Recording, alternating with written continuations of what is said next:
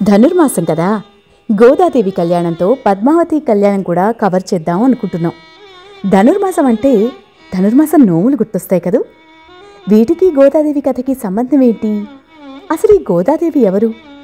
ఆవిడికి మనం ఇన్స్టాగ్రామ్లో చెప్పుకున్న శ్రీకృష్ణదేవరాయల కళకి సంబంధం ఏంటి? ఆవిడ ధనుర్మాసంలో చేసిన వ్రతం ఇప్పటికీ విష్ణు భక్తులు, ముఖ్యంగా కన్నెపిల్లలు ఎందుకు పాటిస్తున్నారు? గోదాదేవి పాసురాలు అంటే ఏమిటి? అందులో ఏముంటాయి?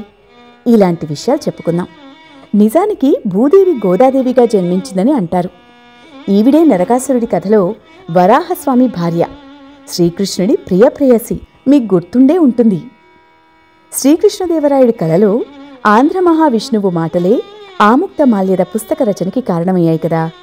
ఆ కళలో స్వామి మాట్లాడింది మన తెలుగు భాషలో, రాయమన్నది కన్నడ రాజుని, రాయమన్న అంశం తమిళ వయ్యారితో తన పెళ్లి కథ గురించి. అసలు కన్నడిగుడైన రాజు కళలో ఆంధ్ర మహావిష్ణువు ఓ పుణ్యదినాన రాత్రి 4వ జామున కల్లో ప్రత్యక్షమై చిరునవ్వుతో ఏమన్నాడంటే, రసికులు మెచ్చేట్టు మదాలస చరిత్ర పలికేవు, భావం ధ్వని వ్యంగ్యం మేళవించి సత్యావధు ప్రీణనం చెప్పేవు, వేదపురాణాల కథలు నేరి సకల కథాసార సంగ్రహం తయారు చేశావు, శ్రోతల పాపాలు ఎగిరిపోయేటట్టు జ్ఞాన చింతామణిని వినిపించావు, రసమంజరి మొదలైన మధుర కావ్యాలు రచించావు, అన్నీ గీర్వాణ భాషలో. ఇలాంటి నీకు ఆంధ్రభాష అసాధ్యమా? మాకు ప్రీతిగా ఓ కృతి నిర్మించు. నా అవతారాల్లో దేని గురించి చెప్పాలా అని నీకు సందేహం రావచ్చు. కృష్ణావతారంలో సుధాముడిచ్చిన పూలదండలు వెనకాడుతూ తీసుకున్నాను. అతను మగవాడాయే. శ్రీరంగంలో తను ముందుగా ధరించిన పూదండల్ని నాకిచ్చిన వయ్యారిని పెళ్లి చేసుకున్నా ఆ కొరత తీరలేదు నాకు. నేను తెలుగు రాయడిని, నువ్వో కన్నడ రాయుడివి. కనుక నువ్వు మా పెండ్లి కథను చెప్తే అది పూర్తిగా తీరిపోతుంది. తెలుగెందుకంటావా? ఇది తెలుగుదేశం. నేను తెలుగు వల్లభుణ్ణి. ఎన్నో భాషల్లో మాట్లాడే నీకు తెలీదా? అన్నిట్లోనూ ఉత్కృష్టమైంది తెలుగని. తెలుగుదేలయన్న దేశంబు తెలుగు, నే తెలుగు వల్లభుండ తెలుగు ఒక్కండ, ఎల్ల నృపుల గొలువ నెరుగవే బాసాడి, దేశ భాషలందు తెలుగు లెస్స. ఈ కృతిని నీ ఇష్టదైవమైన వెంకటేశ్వరుడికి అంకితం చేయి. మాకేం భేదం లేదు. ఇలా చేస్తే నీకు ఉత్తరోత్తరాభివృద్ధి కలుగుతుంది అని ఆనతి ఇచ్చాడు స్వామి. ఈ కళలో మాటలే ఆముక్తమాల్యద రచనకి కారణమయ్యాయి. ఆ శ్రీరంగంలో వయ్యారి గురించి ఇప్పుడు మనం చెప్పుకుందాం. ఆ వయ్యారి పేరు గోదాదేవి. శ్రీ వైష్ణవ సాంప్రదాయం ప్రకారం భక్తిలో మునిగి తేలే వారిని ఆళ్వారులు అంటారు. అనగనగా 12 మంది ఆళ్వారుల్లో విష్ణుచిత్తుడు మొదటివాడు. విష్ణుచిత్తుడి అసలు పేరు భట్టనాథుడు. విష్ణుచిత్తుడు బ్రహ్మచారి. నిత్యం కృష్ణునికి పుష్పమాలల్ని అర్పిస్తూ నిరంతరం ఆయన ఆలోచనల్లోనే ఉండేవాడు. ఆయన్ని విష్ణుభక్తులైన ఆళ్వారులలో ఒకరిగా ఎంచి ఆయన్ని పెరియాళ్వార్ అన్నారు. అంటే పెద్ద ఆళ్వార్ అన్న గౌరవం అన్నమాట. ఒకసారి జనక మహారాజు భూమిని దున్నే సమయంలో సీతాదేవి దొరికినట్టు శ్రీకృష్ణుడికి పుష్ప కైంకర్యం కోసం విష్ణుచిత్తుడు పవిత్రమైన తులసితోట సాగు చేస్తుండగా మధురై దగ్గర శ్రీ విల్లిపుత్తూరులోని వటపత్రసాయి పెరుమాళ్ మందిర తులసి వనంలో కలియుగం మొదట్లో అంటే 93వ సంవత్సరంలో గోదాదేవి చంటిపాపగా ఆయనకి కనిపించింది. తులసివనంలో దొరికిన పాపకి కోదాయి అంటే మాలిక అని పేరు పెట్టి పెంచుకున్నాడు విష్ణుచిత్తుడు. కోదాయి క్రమంగా గోదాగా మారింది. ఆవిడని నాచియార్ ఆండాళ్ అని కూడా పిలుస్తారు. ఈ శ్రీవిల్లిపుత్తూరులోనే శ్రీకృష్ణుడు మర్రి ఆకు మీద తేలియాడుతూ వటపత్ర సాయిగా లోకాన్ని రక్షించాడని ఓ నమ్మకం. అందుకే ఇక్కడ ఆలయంలోని ప్రధాన దైవం ఆ చిన్ని కృష్ణుడే. తండ్రి పెంపకంలో ఆ తండ్రి భక్తి తనకి సంక్రమించి తాను కూడా కృష్ణభక్తితో పెరిగింది. గోదాదేవి చిన్ననాటి నుంచి కృష్ణుడి లీలలను ఆడుతూ పాడుతూ పెరిగింది. యుక్త వయసు వచ్చేసరికి ఆ భక్తి కాస్త ప్రేమగా మారిపోయింది. కళ్ళు మూసినా తెరిచినా ఆ నల్లనివాడే కనిపించసాగాడు. తన చుట్టూ ఉన్న స్నేహితురాళ్లంతా ఒకప్పటి గోపికలని, తానుండే విల్లిపుత్తూరు ఒకనాడి గోకులమని భావించేది. విష్ణుచిత్తుడు ప్రతిరోజూ తులసిమాలను తయారు చేసి ఒక బుట్టలో ఉంచి తిరిగి తన కార్యక్రమాలు పూర్తి చేసుకుని ఆ మాలను దేవాలయానికి తీసుకుని వెళ్లి వటభద్రసాయి మూర్తికి సమర్పించేవాడు. తండ్రికి తెలియకుండా గోదాదేవి రోజూ ఆ మాలను ముందుగా తానే ధరించి తను భగవంతుణ్ణి వివాహమాడ్డానికి సరిపోతుందో లేదో అద్దంలో చూసుకుని మురిసిపోయేది. ఒకరోజు విష్ణుచిత్తుడికి ఆ మాలలో ఒక వెంట్రుక కనిపించగా అది అపవిత్రంగా భావించి అది ఎలా వచ్చి ఉంటుందో అని దిగులు పట్టాడు. ఆ మరుసటి రోజు గోదాని ఆయన సిద్ధం చేసిన మాలను ధరిస్తూ కనపడింది. విష్ణుచిత్తుడు గోదాదేవిని కోప్పడి తన వలన స్వామివారికి వేసే మాల అపవిత్రమైందని, ఇన్ని రోజులు తప్పు జరిగిందని బాధపడి ఆ రోజు తయారు చేసిన మాలను భగవంతునికి సమర్పించలేదు, ఆలయానికి వెళ్లలేదు. ఆ రాత్రి విష్ణుచిత్తుడి స్వప్నంలో, స్వామి, ఈరోజు తులసిమాలని ఎందుకు సమర్పించలేదు విష్ణుచిత్త? నీ కూతురు ధరించిందనేనా? భక్తులు తాకిన బహుమతులంటే నాకు మహా ఇష్టమని నీకు తెలీదా? తప్పు చేశావయ్యా అన్నాడు. ఒక్కసారిగా ఉలిక్కిపడి లేచిన విష్ణుచిత్తుడు స్వామి మాటలు తలుచుకుని, ఎప్పుడూ లేంది నాకు స్వామి స్వరం వినపడ్డమేమిటి? భక్తులిచ్చిన కానుకలు ఇష్టమంటూ మాల గురించి అడగడమేంటి? ఆయన అన్నది గోదా ధరించిన మాల గురించా? అయితే గోదా స్వామికి ఇష్టమైన భక్తురాలా అనుకుని, నువ్వు నన్ను కాపాడ్డానికి నాకు దొరికావా గోదా అంటూ అప్పట్నుంచి గోదాని ఆండాళ్ అని పిలవడం మొదలుపెట్టాడు. ఆండాళ్ అంటే కాపాడ్డానికి వచ్చింది అని అర్థం. అప్పట్నుండి ప్రతిరోజు ఆండాళ్ ధరించిన తులసిమాలనే స్వామికి సమర్పించేవాడు విష్ణుచిత్తుడు. చూస్తుండగానే గోదాదేవికి పెళ్లి వయసు వచ్చేసింది. తండ్రి వరుణ్ణి ఎలా వెతకాలి అనే చింతలో ఉన్నాడు. ఓ రోజు గోదాని పిలిచి, ఆండాళ్, నీకు ఎలాంటి వరుడు కావాలి అని అడిగాడు. గోదా, నేను కృష్ణుణ్ణి మాత్రమే వివాహమాడతాను అని పంతంతో జవాబిచ్చింది. తండ్రి, కృష్ణుడు ఉండేది ద్వాపరంలో, నందగోకులమనే ప్రాంతంలో కదా, ఆయన్ని నేను ఎలా వరుడిగా తేగలను? అది చాలా దూరం, అందులోనూ వేరే కాలం. పైగా నేను చూసిన కృష్ణుడు కేవలం అర్చామూర్తి కదా, కాబట్టి నేను తీసుకురాగలిగే భర్తని గురించి చెప్పు తల్లి అని నవ్వుకున్నాడు. అయితే ఏ ప్రాంతాల నుంచి తీసుకురాగలరు అని ప్రశ్నించింది గోదా. నాకు తెలిసిన పుణ్యక్షేత్రాలు ఉన్నాయి, దేవక్షేత్రాలున్నాయి, అక్కడ వెతికి తీసుకురాగలను అన్నాడు తండ్రి. సరే, మీకు తెలిసిన దేవక్షేత్రాల్లో దేవుళ్ల గురించి చెప్పండి, విని నిర్ణయిస్తాను అంది గోదా. తండ్రి వివిధ దివ్యక్షేత్రాల్లోని ఆయా మూర్తుల కళ్యాణ గుణగణాలను కీర్తిస్తూ శ్రీరంగం గురించి చెబుతాను. శ్రీరంగం 108 దివ్యదేశాల్లో మొదటిది, ప్రధానమైంది. 12 మంది ఆళ్వార్లందరిచే ప్రశంసించబడింది. 8 స్వయం దివ్య క్షేత్రాల్లో మొదటిది స్వయంగా విష్ణువు బ్రహ్మకి చెప్పింది అంటూ శ్రీరంగం గురించి ఇలా చెప్పాడు. శ్రీరంగ మహత్యం ప్రకారం క్షీరసాగర మథనం జరుగుతున్నప్పుడు బ్రహ్మ తపస్సుకి మెచ్చి విష్ణుమూర్తి ఆదిశేషుడిపై శయనించిన రంగనాథుని దివ్య విగ్రహమూర్తిగా శ్రీరాంగ అని మెరిసే 3 అక్షరాల విమాన గోపురంతో సహా దాని కింద గర్భగుడిని సూచించే ఆకారంతో ఉద్భవించాడు. సూర్యచంద్రులు, దేవతలు విగ్రహాన్ని అలరించారు. విశ్వక్సేనుడు మార్గాన్ని సుగమం చేస్తుండగా, నారదుడు, తుంబురుడు గానం చేస్తుండగా, రుద్రాది దేవతల జయఘోష, దుందుబి ఘోష చేస్తుండగా, బ్రహ్మ 4 ముఖాలతో 4 వేదాలు ఉచ్చరిస్తుండగా, రంగనాథుని విగ్రహాన్ని గరుడు బ్రహ్మలోకానికి మోసుకెళ్లి సత్యలోకంలో విరజానది మధ్యలో ప్రతిష్ఠ చేశాడు.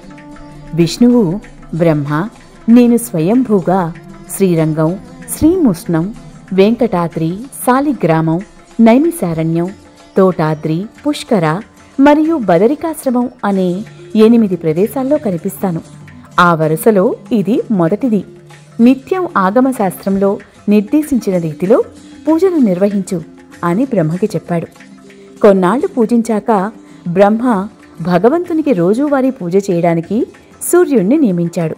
సూర్యుడు కొంతకాలం పూజలు చేసి తన కుమారుడైన వైవస్వత మనువుకి ఆ పని అప్పచెప్పాడు. మనువు తన కుమారుడైన ఇక్ష్వాకుకి ఆ మూర్తికి నిత్యం పూజలు చేసే సంప్రదాయాన్ని కొనసాగించమన్నాడు. ఈ ఇక్ష్వాక మహారాజు అయోధ్యను నిర్మించి దానికి రాజు అయ్యాక సత్యలోకంలో ఉన్న విమాన గోపుర విగ్రహానికి పూజలు చేయడం కష్టం అని 100 సంవత్సరాల పాటు బ్రహ్మకై తపస్సు చేసి దాన్ని అయోధ్యకి తీసుకొచ్చాడు. అలా సూర్యవంశంలో ఇక్ష్వాకు తర్వాత ఆయన వారసులందరూ ఆ శ్రీరంగనాథుడి విమాన విగ్రహానికి పూజలు చేసే సంప్రదాయం కొనసాగించారు. ఓసారి ధర్మవర్మ అనే చోళరాజు రంగనాథస్వామి మూర్తికి దశరథ మహారాజు పూజలు నిర్వహించడం చూసి తాను పాలించే రాజ్యంలో కూడా అలాంటి ఓ విగ్రహం ఉండాలని సంకల్పించాడు. తన దేశానికి తిరిగి వచ్చి చంద్రపుష్కరుని ఒడ్డున తపస్సు చేయడం ప్రారంభించాడు. అప్పుడు రంగనాథస్వామి, బ్రహ్మదేవుడికి ఇచ్చిన ఆ విగ్రహమే మీ శ్రీరంగంలో భవిష్యత్తులో చేరుకుంటుంది. కలియుగం ముగిసే వరకు అక్కడే పూజలు అందుకుంటుంది. ఆపై తిరిగి సత్యలోకాన్ని చేరుకుంటుంది అని పలికాడు. ఎన్నో తరాల సూర్యవంశ రాజుల పూజలు అందుకున్న రంగనాథ విగ్రహంలో ఉన్న విష్ణుమూర్తి అదే వంశంలో రాముడిగా కౌసల్య గర్భాన జన్మించాడు. రాముడు వనవాసమయ్యి అయోధ్యకి రాజయ్యాక ఆ విగ్రహాన్ని పూజించే ఆచారం కొనసాగించాడు. రాముడు పెరుమాళ్ళైతే రంగనాథస్వామిని పెరియ పెరుమాళ్ అంటారు. ఓసారి రాముణ్ణి దర్శించిన విభీషణుడికి ఆ మూర్తిని విమానంతో సహా బహూకరించాడు రాముడు. లంకకు తిరుగు ప్రయాణంలో విభీషణుడు శ్రీరంగనాథుణ్ణి తలపై మోసుకెళ్తూ సంధ్యావందనం చేయడానికి కావేరీ నది మధ్యలో ఉన్న ఒక అందమైన ద్వీపంలో శ్రీరంగనాథుణ్ణి ఉంచాడు. పూజయ్యాక రంగనాథుడి మూర్తిని కదిలిస్తే అది కదల్లేదు. ఏం చెయ్యాలని ఆశ్చర్యంతో చూస్తున్న విభీషణుడితో రంగనాథుడు, విభీషణ, చింతించకు, నేనిక్కడే ఉంటానని రాజుకి మాటిచ్చాను. అయినా నేను నిత్యం ఇక్కడి నుంచే ఆదిశేషునిపై శయనించి దక్షిణాభిముఖంగా లంకవైపు చూస్తాను. ఆ మూర్తిని ఇక్కడే ఉండనివ్వు అని పలికాడు. అప్పట్నుంచి ఆ ప్రదేశంలో రంగనాథుడు దర్శనమిస్తున్నాడు. విభీషణుడు ప్రతిరోజు అర్ధరాత్రి పూజ చేయడానికి శ్రీరంగానికి వస్తాడని చెప్తారు. ధర్మవర్మ మూర్తి గురించి తెలిసి దాని చుట్టూ ఓ ఆలయాన్ని నిర్మించినా కాలక్రమేణా కావేరీ వరదల్లో ఆ గుడి కనుమరుగైపోయింది. కొన్నాళ్లకి అదే చోళ వంశంలో కిళ్ళి వెలువన్ అనే రాజు ఆ ప్రదేశానికి వేటకి వచ్చినప్పుడు 2 చిలుకలు విచిత్రంగా సంభాషించుకుంటున్నట్లు ఓ శ్లోకం చెప్తున్నట్లు విన్నాడు. కావేరీ విరజాసేయం వైకుంఠం రంగమందిరం సవాసుదేవో రంగేశః ప్రత్యక్షం పరమం పదం విమానం ప్రణవకారం వేదశృంగం మహద్భుతం శ్రీరంగస్యే భగవాన్ ప్రణవర్త ప్రకాశకః. అంటే కావేరీ నది శాశ్వతమైన విరజా నది, శ్రీరంగంలోని ఆలయమే వైకుంఠం, విష్ణువు యొక్క నివాసం, శ్రీరంగనాథుడే విష్ణువు, విమానం ప్రణవ రూపంలో ఉండి జీవితాన్ని నిలబెట్టే మంత్రం, ఋత్వికులు వేదాల లాంటివి నిత్యం పాటించే ప్రదేశం అని అర్థం. వెంటనే కిళ్ళి వెలువన్ ఆ ఆలయాన్ని తవ్వించి పునఃనిర్మించాడు అని తన తండ్రి వివరిస్తున్నాడో లేదో గోదాదేవి రంగనాయకుడి విశేషాలు విని ఆయన్ని వరుడిగా తలుచుకుంది. అయితే శ్రీరంగంలో ఉన్న రంగనాథుణ్ణి వివాహం చేసుకుంటాను అని తనలో తాను తలచి స్వామివారితో వివాహం కోసం ధనుర్మాసంలో వేకువనే నిద్రలేచి విష్ణు పూజ చేసి తన అనుభవాలని, భావాన్ని ఒక గేయం అంటే పాసురం రూపంలో రాయడం మొదలుపెట్టింది. భగవంతుణ్ణి భర్తగా భావించి ఆయన్ని చేరుకోవడానికి సంకల్పించిన వ్రతమే తిరుప్పావై. తిరు అంటే శ్రీ అని, పావై అంటే పాటలు లేదా వ్రతం అని అర్థం. పాసురం అంటే ఛందోబద్ధంగా ఉన్న పాటలు. గోదాదేవి ధనుర్మాసంలో రచించిన 30 పాసురాలు మంచి అలవాట్లతో జీవించమని, తోటివారికి సాయపడమని, భగవంతుణ్ణి తప్పనిసరిగా ఆరాధించమని సూచిస్తాయి. ఒక్కో పాసురం ఒక్కొక్క రోజు చొప్పున 30 రోజులు గానం చేసింది. మొదటి పాసురాలు ఉపోద్ఘాతం, తిరుప్పావై ముఖ్యోద్దేశాన్ని తెలియజేస్తాయి. చిత్తశుద్ధితో భగవంతుణ్ణి ప్రార్థిస్తే వానలు కురుస్తాయని, పంటలు పండుతాయని, దేశం సుభిక్షంగా ఉంటుందని, శ్రీకృష్ణుణ్ణి పూలతో పూజిస్తే పాపాలు నశిస్తాయని గోదాదేవి విన్నవించింది. 15 నుంచి 20 పాసురాల్లో గోదాదేవి తన చెలులతో కలిసి చేసిన దేవాలయ సందర్శనని వివరిస్తుంది. గుళ్లల్లో శ్రీకృష్ణుడి తల్లిదండ్రులను కీర్తిస్తూ బలరామకృష్ణులను మేల్కొల్పమంటూ చెలులని వేడుకుంటూ పాటలు రాసింది. 21 నుంచి 30 పాసురాల్లో భగవంతుడి గొప్పతనాన్ని వివరించింది. ఆఖరి పాసురంలో గోదాదేవి తాను విష్ణుచిత్తుని కుమార్తెనని, ఈ 30 పాసురాలు తాను రచించి పాడానని, ఎవరైతే వీటిని భక్తితో గానం చేస్తారో వారికి భగవత్కృప తప్పక కలిగి తీరుతుందని చెప్తూ రాసింది. అలా నిష్కల్మష హృదయంలో తన హృదయాన్ని రంగనాథుడికి అర్పించుకుంది. ఆ స్వామిని పొందడానికి అలనాటి గోపికల కాత్యాయని వ్రతంలాగా తాను ప్రధాన గోపికగా ఊహించుకుని తన స్నేహితురాళ్ళని గోపికలుగా తీర్చిదిద్దింది. ఇదిలా ఉండగా వరుడి కోసం వెతుకుతున్న విష్ణుచిత్తుడికి శ్రీరంగ రంగనాథుడు స్వప్నంలో కనిపించి, నీ కుమార్తె నన్నే భర్తగా ఊహించుకుంటోంది, ఇక వేరే వరుడి కోసం వెతకడం ఎందుకు, నేను వస్తానా, తనని పెళ్లాడతానా అన్న సందేహం పెట్టుకోకుండా నాకిచ్చి వివాహం చెయ్యి, ఎలా చెయ్యాలని చింతించవద్దు, నేనే ఏర్పాట్లు చేస్తాను, అయినా ఆమె ఎవరో కాదు, నన్ను పెళ్లాడ్డానికి అవతరించిన భూదేవి అంశం అని పలికాడు. అదే రోజు రాత్రి శ్రీరంగంలోని దేవాలయ పెద్దలకు కూడా స్వప్నంలో కనిపించి, రంగనాథుడు, పెళ్లి పెద్దలారా, మీరు చెయ్యాల్సిన పని ఒకటి ఉంది, నా వివాహానికై శ్రీ విల్లిపుత్తూరు నుండి గోదాదేవిని పల్లకీలో తీసుకురావాలి అని చెప్పాడు. ఆ పెద్దలు వెంటనే శ్రీరంగం పాలించే రాజు వల్లభదేవుడితో పాటు గోదాదేవి ఇంటికి వెళ్లి రంగనాథుని వద్దకు రమ్మంటూ ఆహ్వానించారు. కృష్ణుని ఆదేశాలను పాటించి విష్ణుచిత్తుడు వెంటనే గోదాదేవిని విల్లుపుత్తూరులోని పెద్దలను తీసుకుని శ్రీరంగానికి బయలుదేరాడు. అక్కడ వారి రాక గురించి ముందే తెలిసిన అర్చకులు వారిని ఆలయంలోకి ఆహ్వానించారు. మకర సంక్రాంతికి ముందు భోగినాడు సింహం గుహ నుండి వచ్చినట్టు శిలలో నుంచి కృష్ణుడు వచ్చాడు. గోదాదేవి, స్వామి సభలోకి మీరందరినీ ఆహ్వానించాలి, మీరే కుశలం అడిగి తెలుసుకోవాలి అంది. అప్పుడు స్వామి, నీ కోరికలేమిటో వివరంగా విన్నవించుకో అని అడిగాడు. దానికి గోదాదేవి, కళ్యాణ గోవిందా, మీరు నాతో పాటు ఈ ఆడపిల్లలందరికీ సన్మానం చేయాలి, చేతి ఆభరణాలు, గాజులు, కంకణాలు, భుజకీర్తులు, కర్ణాభరణాలైన చెవిదిద్దులు, పాదాభరణాలు, సరిపోయే దుస్తులు ఇవ్వాలి, మాకు నచ్చినట్టుగా మీరే సవరించాలి, మాకు భజించడానికి సంగీత పరికరాలు కావాలి, ఆ తర్వాత నోటి నుండి కారి మోచేతుల మీదుగా ప్రవహించేటట్టుగా నెయ్యితో చేసిన పాలల్లో మునిగిన అన్నం సమకూర్చాలి. ఇంతేకాదు, గోవులను కాచే గోవిందా, నీవు మాతో భుజించాలి, నీ పాదాలని మేము తనివితీరా స్పృశించే అవకాశం ఇవ్వాలి, నీకు మాకు ఉన్న సంబంధం విడదీయరానిది అని, మనమంతా గొల్లవారమే అని తెలియచేయాలి, మేము అజ్ఞానులమని విదిలించుకోవద్దు, నీ మీద ప్రేమతో చనువుగా ఉన్నందుకు కోపగించుకోవద్దు అంటూ గోదాదేవి భగవత్ సాన్నిధ్యాన్ని అనుభవించి జ్ఞాన భక్త ప్రపత్తులను, అనన్య గతిత్వమును, అనన్య శరణత్వమును, అనన్య భోగ్యత్వమును, అదేవిధముగా పరమాత్ముడి భక్తవ శంకరత్వాన్ని అశేష జనానికి ప్రసారం చేసింది. స్వామి గోదా చెప్పినట్టు చేసిన తర్వాత గోదాదేవి ఆ రంగనాథుణ్ణి వివాహమాడి అనన్య భక్తురాలిగా అందరితో కీర్తింపబడి భక్తులందరూ చూస్తుండగా శ్రీరంగనాథుడి ఆకాంక్ష మేరకు జ్యోతిలా మారి ఆయన సన్నిధిలో ఐక్యమైంది.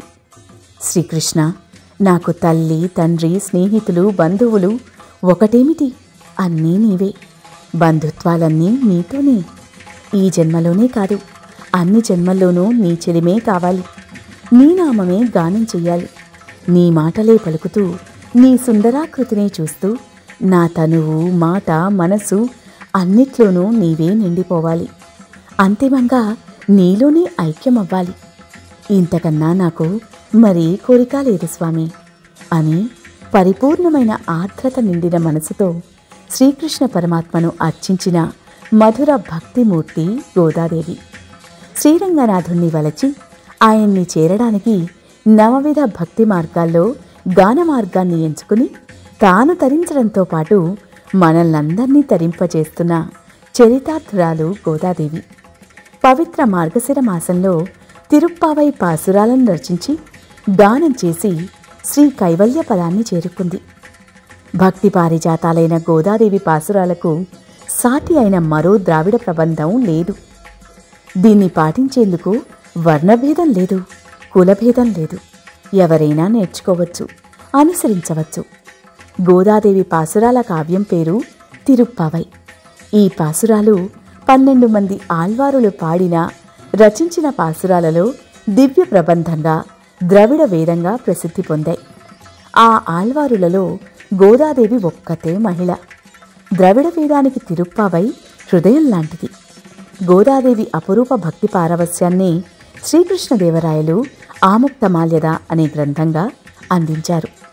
తిరుప్పావై వ్రతానికి కొన్ని విధి విధానాలు ఉన్నాయి. సూర్యోదయానికి ముందే స్నానమాచరించి క్రమం తప్పకుండా స్వామి కీర్తనలను, తిరుప్పావై పాసురాలను పాడాలి. నిత్యం స్వామివారికి పొంగల్ నివేదించాలి. సృష్టిలో భగవంతుడు ఒక్కడే పురుషుడు, మానవులంతా స్త్రీలు అనే ఉద్దేశంతోనే విష్ణుమూర్తిని శ్రీవారు అని సంబోధిస్తూ ఉంటారు. అలాంటి శ్రీ మహావిష్ణువును భర్తగా పొందాలని తలపుతో గోదాదేవి ధనుర్మాసంలో చేసిన ఈ వ్రతం ఇప్పటికీ కన్నెపిల్లలు ఆచరిస్తూ ఉంటారు. ధనుర్మాసం మొదటి రోజున ఈ వ్రతాన్ని ఆరంభించి భోగి రోజున గోదాదేవి శ్రీరంగనాథుల కళ్యాణం జరిపించడంతో ఈ వ్రతం ముగుస్తుంది. ఇక శ్రీరంగం ఆలయం గురించి త్యాగరాజస్వామి ఓ కృతిలో భూలోక వైకుంఠమిది అని, నీలోన నీవే యుప్పొంగి శ్రీలోనుడై ఉంటే మా చింత తీరేదెన్నడో, ఓ రంగసాయి బిలిచితే ఓయనుచు రారాదా అని శ్రీరంగాన్ని భూలోక వైకుంఠం అని వర్ణించాడు. ఈ ఆలయం గురించి రామాయణం, పద్మపురాణం, బ్రహ్మాండ పురాణం, గరుడ పురాణంలో ప్రస్తావించబడింది. మహాభారతంలో అర్జునుడు దక్షిణ భారతదేశంలోని వివిధ కేంద్రాలకు వెళ్ళినప్పుడు ఈ ఆలయంలో రంగనాథుణ్ణి ప్రార్థించాడని ఉంది. తమిళ సాహిత్యంలో కూడా ప్రస్తావనలు ఉన్నాయి. కిల్లివలపన్ పునర్నిర్మించిన ఆలయంలో రాతి శాసనాల్లో మనం ఇందాక చెప్పుకున్న చిలుక శ్లోకాలు కనిపిస్తాయి.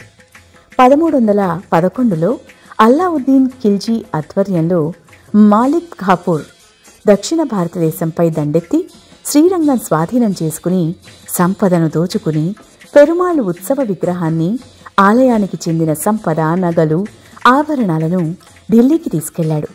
సంపదను సుల్తాన్ ఖజానాకి చేర్చినప్పుడు ఢిల్లీ యువరాణి సుల్తాన్ కుమార్తె రంగనాథుడి విగ్రహానికి ఆకర్షితురాలై ఒక్క క్షణం కూడా పెరుమాళ్ని విడిచిపెట్టనిదై విగ్రహాన్ని చూస్తూ పెరుమాళ్తో ప్రేమలో పడింది. విషయం తెలిసిన సుల్తాన్ యువరానికి స్వామి మీద ఉన్న పిచ్చి పోగొట్టానని అనుకున్నప్పుడు స్వామి విగ్రహాన్ని అప్పగించమని అడిగిన రామానుజర్కు యువరానికి తెలియకుండా సంతోషంగా అప్పగించాడు. కానీ స్వామి నుంచి విరహవేదన భరించలేని యువరాణి శ్రీరంగానికి వచ్చి రంగనాథుణ్ణి ఆరాధిస్తూ స్వామికి అంకితమయ్యి ప్రాణాలు విడిచింది. ప్రధాన పూజారి కలలో రంగనాథస్వామి కనిపించి సుల్తానిని తన భార్యగా కొలువు చేసి నాచియార్లకు సమానంగా ఆలయ మర్యాదలు, పూజలన్నీ తనకి కూడా ఇవ్వాలని చెప్పాడు. ఈవిడ్ని తుళుక్క నాచియారుగా స్వామి సన్నిధానంలో ఓ ఆలయం నిర్మించి పూజిస్తున్నారు. ఉత్సవాలు చేసే సమయంలో ఈ కథను నాటకంగా ప్రదర్శిస్తారు. తర్వాత ఉరయ్యూర్ చోళులు గర్భగుడి సమీపంలో అనేక మండపాలు నిర్మించారు. ఈ ప్రాంతాన్ని తర్వాత పాలించిన చోళ, పాండ్య, హొయసల, మరాఠా, విజయనగర రాజవంశాలకు ఆలయాన్ని పునర్నిర్మించిన శాసనాలు తర్వాత చేర్చబడ్డాయి. విష్ణువు సేన విగ్రహం ఆలయంలోని ప్రధాన ఆకర్షణ. కస్తూరి, కర్పూరం, తేనె, బెల్లం మరియు గంధంతో చేసిన తైలం ఉపయోగించి ఈ విగ్రహాన్ని అలంకరించడం మరో ప్రత్యేకత. అందుకే రంగనాథ స్వామిని కావేరి రంగరంగ, కస్తూరి రంగరంగ అన్నారు. 4 కిలోమీటర్ల చుట్టుకొలతలో దాదాపు 155 ఎకరాల విస్తీర్ణంలో ఉన్న ఈ ఆలయం యునెస్కో గుర్తించిన అతిపెద్ద హిందూ దేవాలయం. నిర్మాణ వైభవం ఉట్టిపడే రాజగోపురం 237 అడుగుల ఎత్తులో 11 ఆరోహణ శ్రేణుల్లో ఉంటుంది. 14వ శతాబ్దంలో పునర్నిర్మించిన తర్వాత ఎన్నో ప్రకృతి వైపరీత్యాలను తట్టుకుంది. ఈ ఆలయంలో 7 పరిక్రమలు లేదా సమ్మేళనాలు, 81 మందిరాలు, 21 అద్భుతమైన గోపురాలు మరియు 39 గొప్ప మంటపాలు ఉన్నాయి. ఆలయ సముదాయంలో 1000 స్తంభాలతో కూడిన గ్రనైట్ హాల్ ఉంది.